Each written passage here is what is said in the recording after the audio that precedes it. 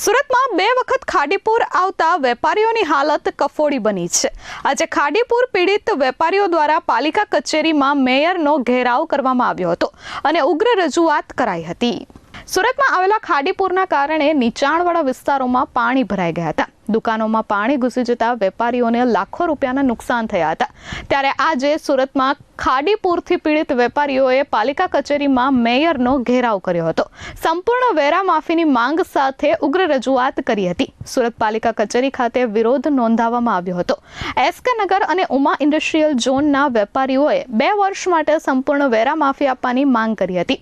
ખાડીપુર ચોક્કસ ward number 18 અને ward number 19માં જ કેમ આવ્યા તે અંગે તંત્રની મિલીભગત અને ગેરકાયદે દબાણો પર સવાલો ઊભા કર્યા હતા। છેલ્લા 7 વર્ષથી દર વર્ષે પૂરના કારણે વેપારીઓને 8 થી 10 લાખ રૂપિયાનું મોટું આર્થિક નુકસાન વેઠવું પડે છે। નાના પરિવાર અને વેપારીઓના ધંધા રોજગાર તથા રહેણાંક વિસ્તારો પૂરના પાણીમાં ડૂબી જતા હાલાકી થતી હોવાની રજૂઆત મેયરને કરવામાં આવી હતી। અમે વેરા માફીની માંગ લઈને આવેલા હતા।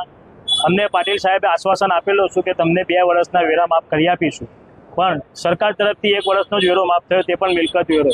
તો અમારી માંગ એવી હતી કે અમને સંપૂર્ણ વેરા માફી મળે, તે પણ 2 વર્ષ માટે। આ વખતે અમારા ખાતાઓમાં 2 વખત પાણી આવ્યું।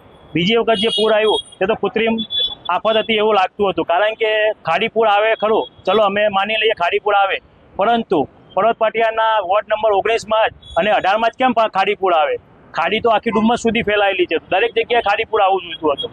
હવે તમે સમજી શકો કે કોઈ દબાણના કારણે તેમજ કોઈ તંત્રની મિલીભગતના કારણે આ પાણી અમારા વિસ્તારોમાં ભરાઈ એકઠું થાય છે અને નુકસાનનો અમારે ભોગ બનવું પડે છે। અને છેલ્લા લગભગ મિનિમમ 7 વર્ષથી તો અમે દર વર્ષે આના ભોગ બનતા રહ્યા છીએ।